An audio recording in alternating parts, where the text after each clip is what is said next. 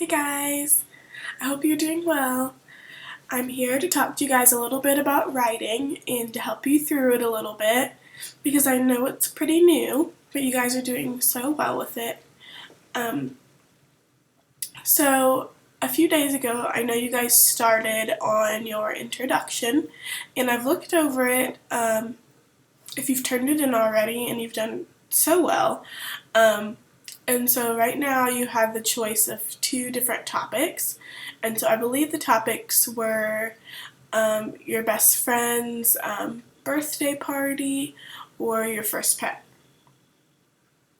And so I'm just going to go over a little bit about what narrative writing is because that's the kind of writing that we've been doing so far.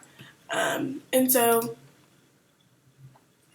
narrative writing has really 5 main things that we have to focus on.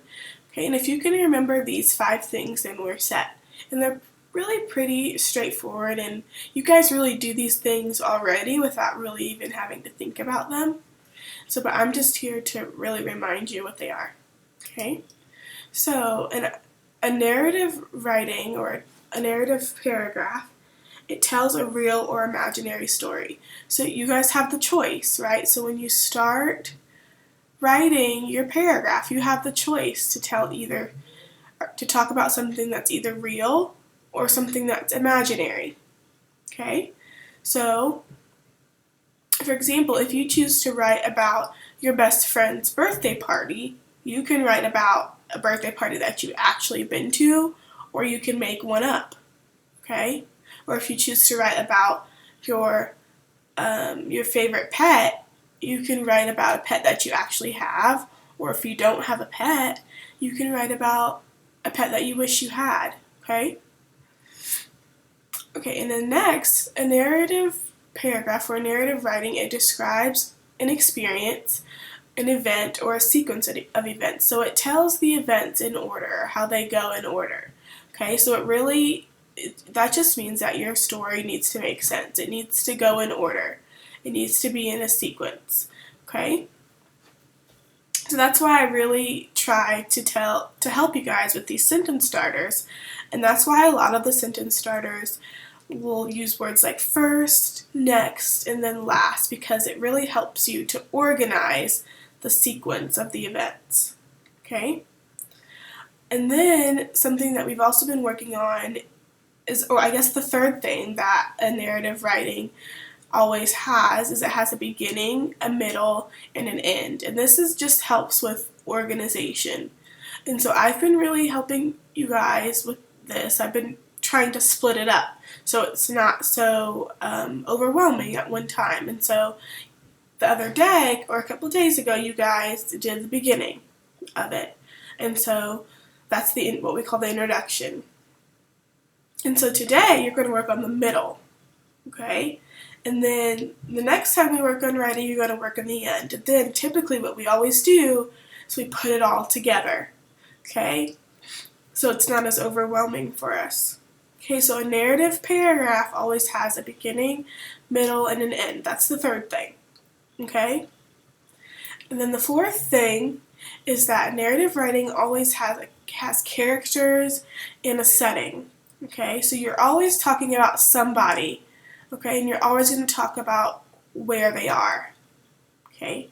So if you guys don't remember, I always ask you those WH questions, like who, what, when, where, and why. And I know that's a lot to think about, but if you can just remember the who and the where, if you can't remember all 5 of them, just remember who and where. The characters and the setting. If you can remember those 2, you're good. Okay, that's what a narrative writing always has. It always has characters and setting. Okay, we need to know who's in the story and we need to know where they are. Okay? And then it is written in order and it includes transition words. Okay? And so that's where our transition words that I'm giving you come in. So I'm doing some of the work for you so that you can focus on the character and the setting and also what they're doing in the story so that takes some of the pressure off you. So those transition words, the more that we practice them, the more that they come more easily for you, so that you can, start doing them on your own. And so I'm helping you with those now, but eventually you'll be able to get them on their own, okay? Or get them on your own. So those are the 5 things that a narrative writing has, okay? And so today we're going to focus on the middle of the story or of the paragraph. Okay, so in your assignment, I already have set up where you guys choose the 3 sentence starters. Okay, so on the picture there, that you're going to choose 3 little boxes that have sentence starters next to them. And those sentence starters represent the 3 sentences that you're going to write. Okay? So choose 1 sentence starter for each sentence, okay, and brainstorm a sentence. But remember, each of those sentences have to reflect back or have to connect to your topic of either your favorite pet, or your first pet, or your favorite birthday party. Okay? You guys got this.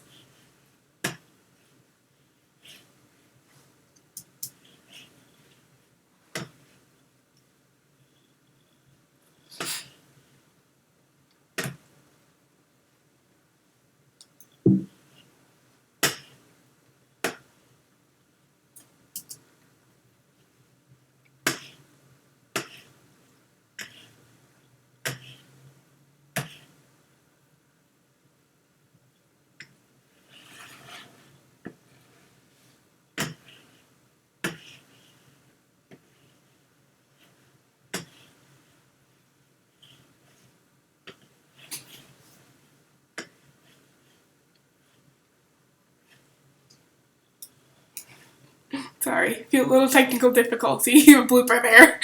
See you guys.